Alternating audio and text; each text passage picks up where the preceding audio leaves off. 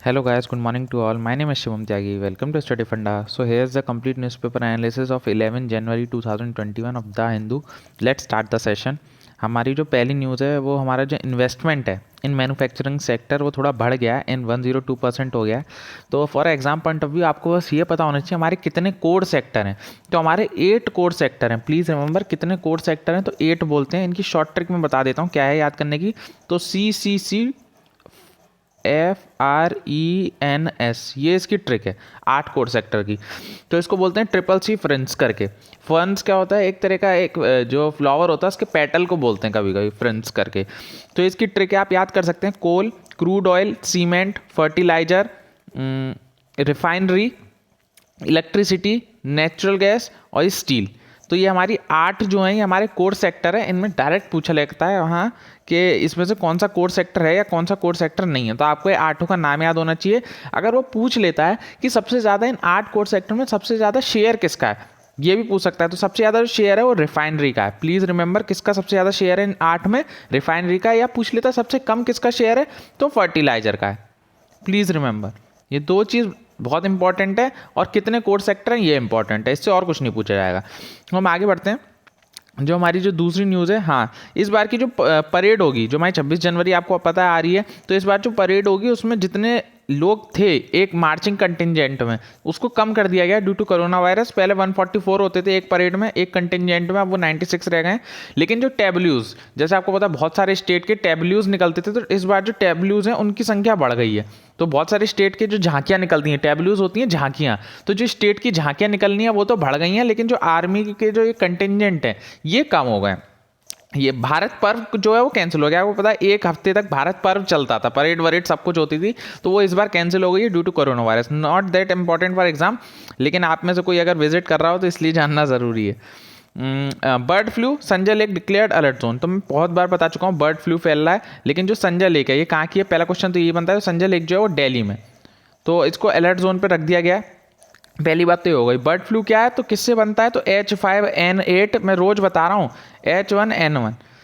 तो ये दो हैं, इनकी वजह से बर्ड फ्लू फैल रहा है, जिसे हम एवियन इन्फ्लुएंजा भी बोलते हैं। तो ये हेमा न्यूरा तो मैं आपको रोज समझा ही रहा हूँ, तो अब तो आपको समझ में आ गया होगा, एकदम बाय हार्ट कर लीजिए, वेरी वेरी इंपॉर्टेंट। इसी में अगर आपने ध्यान दिया होगा तो 1-2 दिन पहले एक लेक का जिक्र हुआ था, इसे बोला था पोंग लेक। तो ये कहाँ पर है, पोंग लेक, ये है हिमाचल प्रदेश में। Please remember very important lake है पोंग लेक। चलो हम आगे बढ़ते हैं। बर्ड फ्लू के बारे में आपको जानकारी मिल गई। और कोई इंपॉर्टेंट न्यूज़ यहाँ, अब ये एक पूरी जगन्नाथ टेम्पल का है, तो बस आपको ये पता होना चाहिए पूरी में काफ़ी कई बात कंफ्यूज हो जाता है। जितने सदन के टेम्पल हैं वो बहुत कंफ्यूजन क्रिएट कर देते हैं। प्लीज़ रिमेंबर जगन्नाथ टेम्पल का है पूरी में। ये सेंट्रल विस्टा प्रोजेक्ट के बारे में रोज आ रहा है। तो सेंट्रल विस्टा क्या है, हमारी जो नई पार्लियामेंट बननी है, न्यू पार्लियामेंट जो बननी है उसके बाद है। इसमें आपको पता है सुप्रीम कोर्ट का फैसला आ गया था। सुप्रीम कोर्ट ने ये बोल दिया कि हाँ, जो सरकार बोल रही है वही होगा, क्योंकि पॉलिसी बनाना या किसी भी बिल्डिंग को बनाना लेजिस्लेचर का काम है, उसमें जुडिशरी का कोई रोल ही नहीं है। और ये भी बोला था इस केस में कि सरकार एरर कर सकती है, सरकार अपने आप को सही भी कर सकती है। ये ऐसा जजमेंट था कि सरकार can do error and also learn by their mistakes, ऐसा ये सुप्रीम कोर्ट के जज बोले।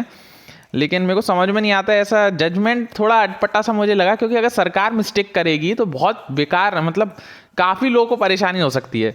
लेकिन ये सुप्रीम कोर्ट बोला है तो सबको मानना पड़ेगा। सेंट्रल विस्टा प्रोजेक्ट ऐसे करके पेंटागन शेप में बनना, आप देखो सबको पता ही है। आगे बढ़ते हैं, एक सेकेंड, आगे और कौन सी न्यूज़ है, हाँ ये एक अच्छी न्यूज़ है। The front seat in electrical mobility. आपको पता है हमारा देश जो है वो शिफ्ट करने वाला है। अभी हम क्या कहते हैं, क्रूड ऑयल पे अपना सारा सामान रन करते हैं, पेट्रोल पे या डीजल पे सारी गाड़ियाँ हमारी चलती हैं। तो अभी हम इलेक्ट्रिकल मोबिलिटी की तरफ शिफ्ट होना चाहते हैं। लेकिन प्रॉब्लम क्या है, क्योंकि जितना भी बैटरी को बनाने का खर्चा या जो भी बैटरी को बनाने के लिए जो रॉ मटेरियल है वो सारा हमें बाहर से एक्सपोर्ट करना पड़ता है। जैसे लिथियम हो गया, कोबाल्ट हो गया, तो ये जितना भी मटेरियल है हम बाहर से एक्सपोर्ट करते हैं, जिसकी वजह से यहाँ पे कॉस्ट उसकी बढ़ जाती है। इसलिए हम क्रूड ऑयल को ज़्यादा यूज़ करते हैं। इसमें जो आपको याद रखना है वो इसमें स्कीम का नाम है। अगर वो डायरेक्ट पूछ लेता है फेम स्कीम किससे रिलेटेड है, तो प्लीज़ याद कर लीजिए फेम स्कीम जो है वो इलेक्ट्रिक व्हीकल से रिलेटेड है। इसकी फुल फॉर्म क्या होती है, फास्टर ये गिरी faster adoption and manufacturing of hybrid electric vehicles. तो प्लीज रिमेंबर इसकी फुल फॉर्म फेम टू किससे रिलेटेड है?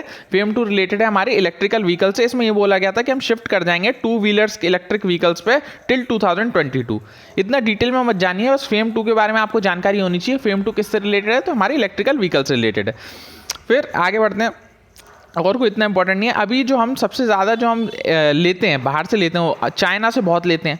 तो हम ये चाह रहे हैं कि हम चाइना को छोड़ के हम लैटिन अमेरिका पे शिफ्ट हो जाएं, क्योंकि लैटिन अमेरिका में भी बहुत ज़्यादा रिजर्व है किसका? लिथियम का। यहाँ पे लिख भी रहा है 80% ऑफ द वर्ल्ड लिथियम हमारा लैटिन अमेरिका में मिलता है। तो अब इंडिया वाले चाह रहे हैं कि हम लैटिन अमेरिका की तरफ चले जाएं, हम चाइना से सामान ना लें, और जो भी चीज़ हम ले रहे हैं हम इंडिया में ही मैन्युफैक्चरिंग करें। अगर हम बाहर से कुछ मंगा भी रहे हैं तो उसका चार्जिंग यूनिट या जो भी है उसे हम इंडिया में ही बनाएं।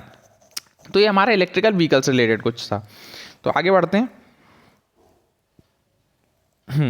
ये अगेन रोज आपको बताएंगे मंडे वाले दिन एक अच्छा ये ऐसे आता है। तो मैं आपको पिछली बार भी बताया था कि आप ही जाके रीड करिएगा, पता नहीं आप लोगों ने रीड करा है कि नहीं। इस बार फिर एक अच्छा है, ये डायरेक्ट आपका ऐसे होता है।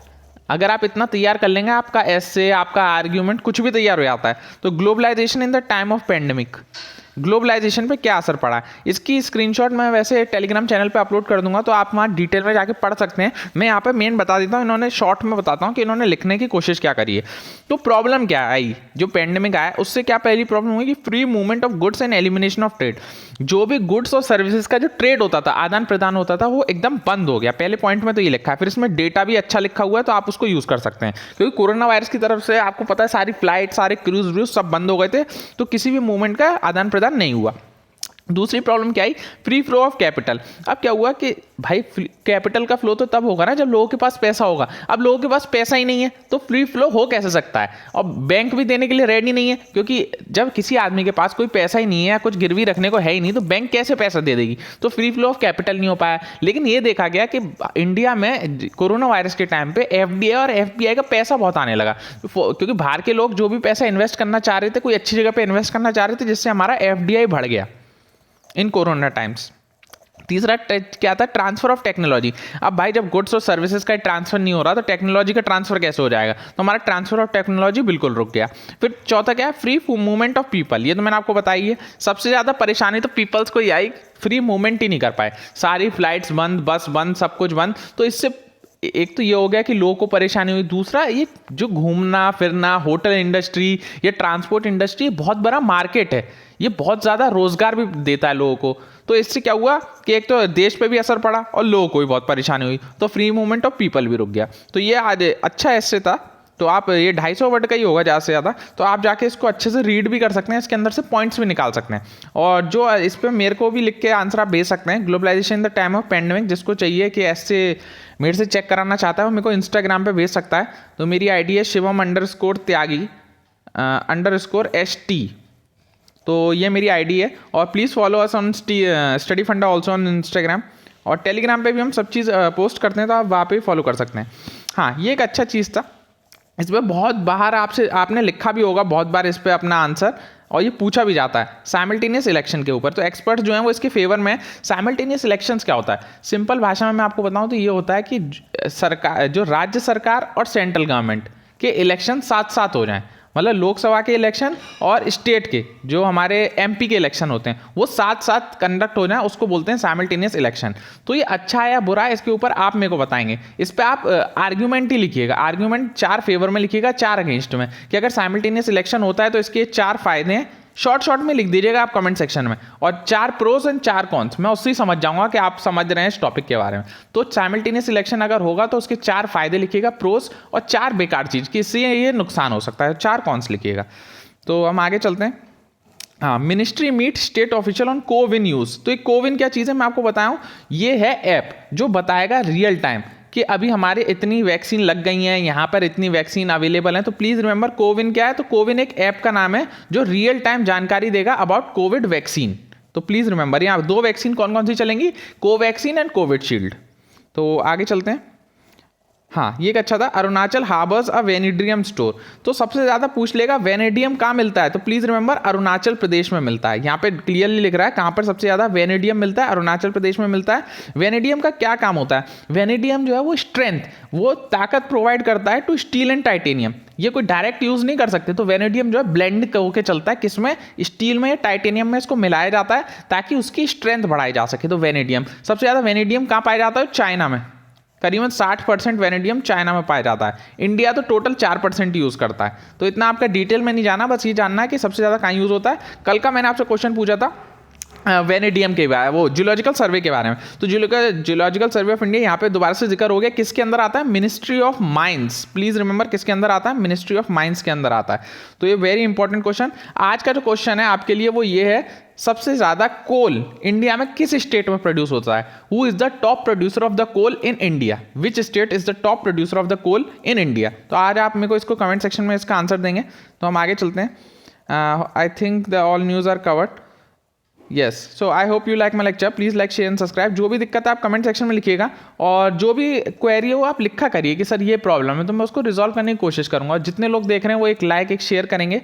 और आज का न्यूज़पेपर अब मैं शॉर्ट न्यूज़ कवर करने की कोशिश करता हूँ ताकि ज़्यादा न्यूज़ मैं कवर कर पाऊँ। बहुत लोग बोलते हैं सर आप एडिटोरियल भी कवर करिए, सर आप ये भी कवर करिए, आप लेक्चर थोड़ा बड़ा कर दीजिए, लेकिन कवर मैं वही चीज़ करूँगा ना जो आपके एग्जाम पॉइंट ऑफ व्यू से इंपॉर्टेंट है। यहाँ हम सिविल सर्विस की तैयारी नहीं कर रहे हैं, यहाँ हम आपका exam for defence exam CAPF, FCAT, CDS, NDA, तो उसमें जिस टाइप के क्वेश्चन होते हैं मैं केवल उन्हीं को कवर करूँगा। और जो लोग नहीं देख रहे हैं वो उनका फॉल्ट है। मैं 10 से 12 मिनट का लेक्चर अगर आप 1.5 या 2 पे भी देखेंगे तो भी आपका काम हो जाएगा। तो इतना ही लेक्चर रहेगा। अगर किसी को कोई भी दिक्कत है इसके अलावा ही तो आप कमेंट सेक्शन में लिखिएगा। So take care guys, bye bye.